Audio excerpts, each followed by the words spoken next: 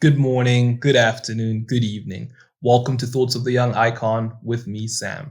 Today, I want to speak to my younger viewers. There's something that I want to tell to you that nobody is probably telling you in this day and age, and that's take your time. Today, I'm going to go deeper into this discussion to sort of give you an idea that you don't need to rush for anything. Enjoy the video. So today we're going to discuss this idea, this notion that it is okay to take your time. One thing that I've learned growing up in the current generation, which sort of differs from the conversations I've had with my dad and with regards to his generation, is that in our generation, everybody seems to be in a rush. When you get out of college, everybody is rushing to get their first car. With time, everybody is rushing to get married, and not just get married, to have this big, extravagant wedding, drive this big, luxurious SUV, have the latest iPhone, and do all these things. And I don't know where it's coming from, because what I've noticed is that as young people, someone in your early 20s, you find yourself competing with someone in their 50s. It's like, you're not even playing the same game. Like, this guy is so many steps ahead of you in his career, in his progression, in his life experience. And yet you find yourself trying to compete with that guy. I'm speaking to you young people today, and I hope there's so many young people who are going to tune in and watch this video, because young people, there's no need to rush. I think it's in this day and age, we've come to a point where it's as though you're not making progress if at your job within the first year or two you've been promoted. It's as if you're not making progress if you have a small wedding. It's as if you're not making progress if you don't have the latest iPhone. And because of this, many people have started going into some dubious practices, scheming off the top at work, taking part in corruption, doing things that normally someone wouldn't do unless they feel under pressure. Man, I'm fortunate to have never felt this pressure my whole life. And I understand that I am talking here from a position of privilege. So I cannot understand, but at the same time, I don't want to understand, because look, I know right and wrong. And when someone is doing something the wrong way, it doesn't need me to understand them. It doesn't need me to get to know their reason behind doing wrong. Wrong is just wrong. And sometimes we make excuses for doing the wrong thing, and we justify the wrong that we do. I remember when I had just finished my bachelor's degree. This was back in 2016, because I graduated in 2017. I had some peers, I had some people who, we were friends in college, and we went out to, the industry, the real world together. And unknowingly, I later found out that these guys, they were competing with me. They were trying to match up their lifestyles with my lifestyle. However, what they were failing to understand was they truly weren't competing with me. And I'll give this example of someone who I'll not name, but they were talking behind my back. And Malawi is such a small community that the stories always end up coming back to you. So these guys were talking behind my back, talking about how, they want to be like me, they want to have the things that I have. And at the time, I had just gotten myself, they thought I'd gotten myself a VW Golf, because that was, okay. Anyways, I'll explain as the story goes. But there I was driving a Golf 6 at the time. It was a nice car, it was something like the it car for a young man. And they were looking at me driving my Golf 6, competing with me, trying to be like me. Now, I later found out that this guy got a Golf 6 like me, but at the expense of his job, because, he stole some money from his organization. He was scheming off the tops. He was telling suppliers to give him commission so that he earned a little extra. in order to get a Golf 6 because Sam was driving a Golf 6. But man, that story was so disheartening to me because I didn't even buy my Golf 6. My Golf 6 was a graduation present from my dad to me for graduating with credit. Man, this guy, he's looking at it from the outside and he thinks, whoa, Sam is doing so well. Let me also push, let me do whatever it will take. Now, whatever it would take at that point was as far as stealing. So this guy, he thinks he's competing with me, but in fact, he was competing with my dad. There he was seeing, and it's small things. I mean, the car was a big thing, but it can be small things like, for instance, those same early days in my work days. For lunch, I could go wherever I wanted, in town in Blantyre, I could go to KFC, I could eat out at this place and eat out at that place. And there I am driving my Golf, and, people's idea or people looking from afar, they're thinking Sam is doing really well. I was not doing really well. All I was doing was living my life in accordance with my level. At that time, I wasn't paying rent. At that time, I wasn't servicing my car. I wasn't having to pay insurance for my car. I don't even know if I was putting fuel in my car. I think, my father, being the great African dad that he is, African parents, when they get to a certain level, they're super generous. My dad, he would cover everything. And so the salary that I was getting, I could play with it as I wanted. And someone looking at me who was at the same level as me, there we are both earning gross 250,000 kwacha. And they're surprised as to how I have all these things and I can do all these things, whereas they have to pay rent, transportation, food, utilities. I just didn't have those bills. Now, why do I say that story? I say that story so that people need to understand that don't look at people from the outside and compete with them and think that just because you're peers, like in this instance, it was someone who I just graduated college with. So his assumption is me and Sam are peers. No, we were not peers in that regard. We were peers in that we graduated at the same time.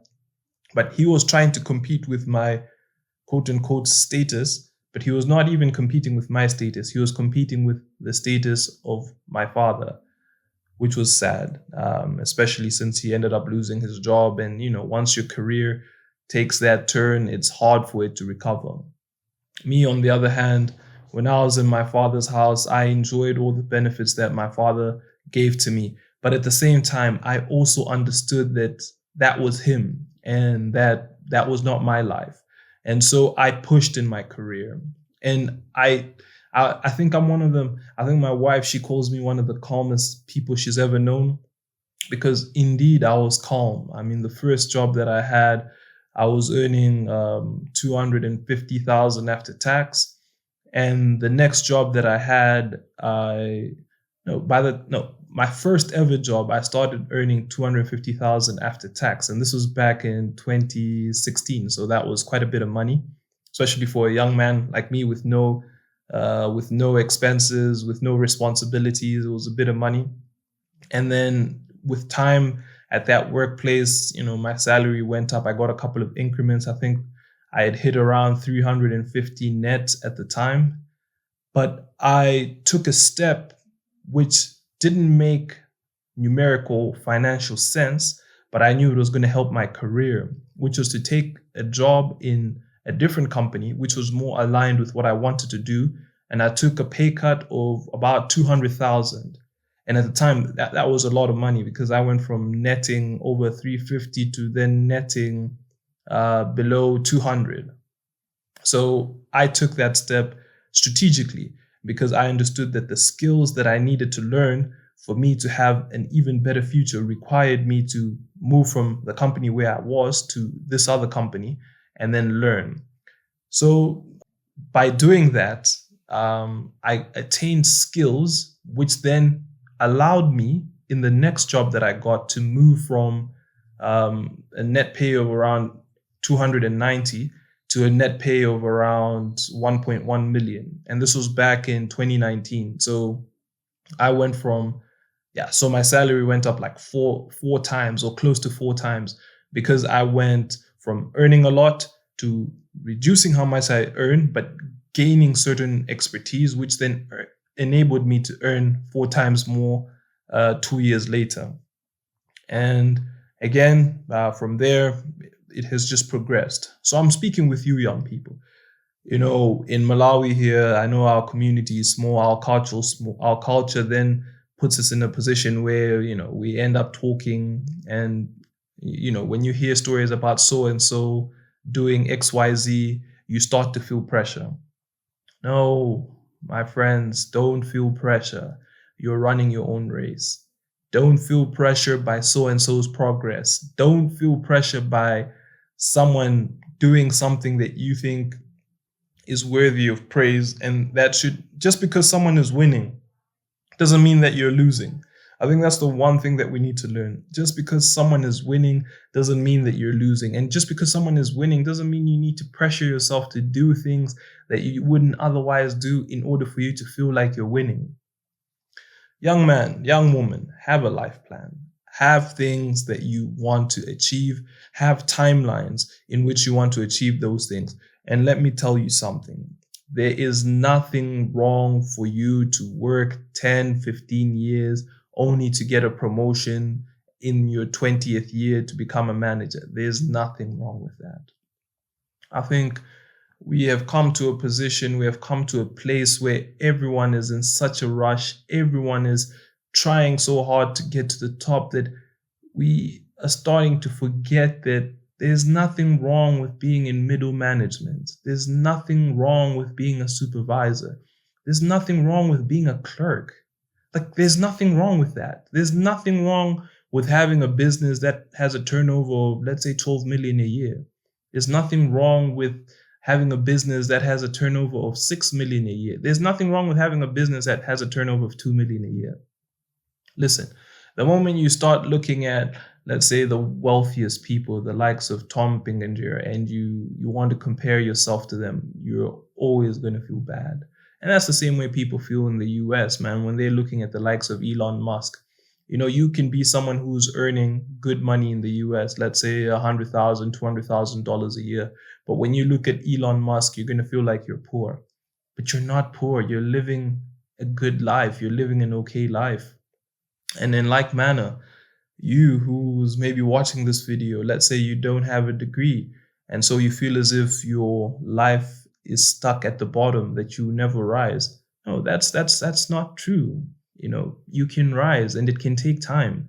You can be 25 years old today without a degree, working a clerical job. That's fine for today. Stop allowing people to tell you that you're behind. You're not behind.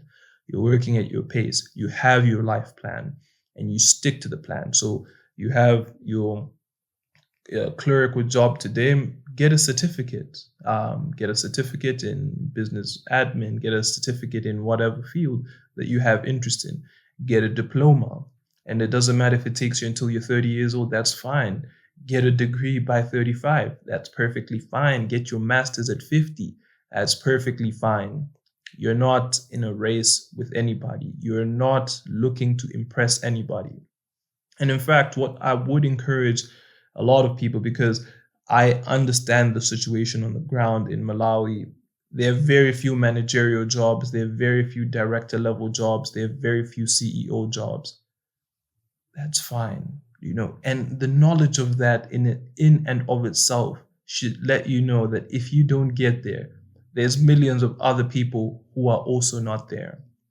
It's easy to identify yourself with your job. It's easy to identify, and there's like a certain pressure to identify, because, man, I've noticed it as well, but I'm above it, because people ask me, hey Sam, sort of introduce yourself, and the expectation is they say, I step up and I say, hi, I'm Sam, and I am CEO, managing director of iconic real estate agency, and they want me to identify as that. But that's not me. To me, being Sam is enough. Even someone coming to me and overlooking the fact that I'm a CEO and calling me a podcaster, that's perfectly fine. If someone comes to me and they identify with me as their friend from the gym, that's perfectly fine. If someone comes to me and they identify with me as their brethren from church, that's perfectly fine. You don't need to seek validation in your work. Don't throw it in my face that you're a lawyer. Don't throw it in my face that you're an engineer. And don't hide it from me that you're a clerk either.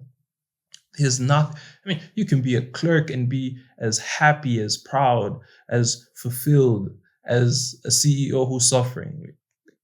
Growing up in a family where I saw my dad over the years rise up the ranks, I realized that rising up the ranks is good, but it's overrated. The higher my dad rose up, the more time he was working, the less time he spent with my brother and I. And I saw how that affected my relationship with him, my brother's relationship with him. I saw how that put a strain in his marriage with my mom. It's those little things. And again, there's also nothing wrong with that. It's like you need to understand that there's a price that you must pay for being at the top. And so when you are where people call the bottom, or where you are when you are moving up, be content at every level. It's like you are moving up, but you're content where you are. And you're moving up and you're content where you are. And I assure you, if you set it up in your heart, if you create a life plan, and young man, young woman, like, I don't know if you've heard this before, but you need to create a life plan. You need to have an idea of what you want to do, when you want to do it, and how you want to do it, and you write it down. And my advice to you is that you involve God as you're creating this plan. It's like you pray about it. You let God guide you on what He wants you to do, which is in line with your purpose. Because many times, if we end up doing something that is not in line with our purpose, irrespective of if we reach the pinnacle of our field, if it's not in line with our purpose, we will never be fulfilled. I had a friend of mine who he was an HR practitioner, and he was one of the first to introduce a certain system. And being one of the first in anything, you make a lot of money. And so my friend, he made a lot of money, but this money just drove him deeper and deeper into depression, until one day he just up and quit. Like, he just got up and quit, and he decided, this isn't for me. I want to step into my purpose. And his purpose, he ended up reaching out to underprivileged people, helping out with his expertise, counseling and guiding. And this wasn't making him a lot of money. And I saw his life change from him owning houses, owning cars, to selling cars, going to public transport, and renting a house. And what I noticed, which I thought was particularly weird, was that this man seemed happier in that state than he was when he had a lot of money. And so that made me realize that when you're walking in your purpose, that is greater than money. There's this notion that we must search or must work and work and work for money, and that's all that matters. And yeah, I understand that money is required. We all have responsibilities. But however, man, irrespective of that, there's a certain level of money that is required for any given human being to be content. As long as you can, put a roof over your head, whether you own the house or you're renting, that's perfectly fine. And if you can eat at least twice a day, and this is the thing about eat, it doesn't even have to be the best of food. Not even the richest people in the world eat the best of food every day. It's just not possible. So be content with where you are and trust the process. Have that life plan. Set your goals. Say, at this point, I want to do this. And if you haven't achieved something at a certain point, then rewrite your goals. What you've learned at that point is you have a lot of life experience. You have lessons. You now understand that this is what I want to do. This is what I don't want to do. In order to do this, this is the amount of effort that I need to put. I didn't put that much effort in the first time. And that's how you create a life.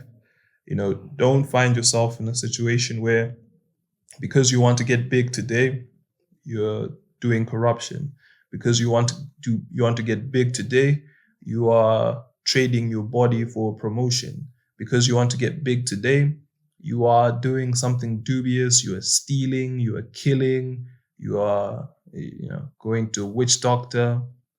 You don't need to do that, man. Like, this life is beautiful. This life is beautiful at all levels. And so I want to encourage you to enjoy life at every level and take your time with life, man.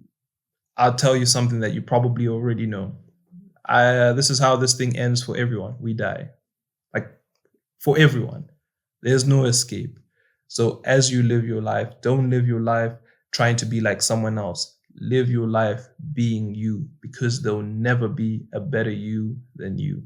If you've watched the video this far, I'd like you to hit that like button, hit subscribe, and don't forget to tell a friend about Thoughts of the Young Icon. Thank you very much.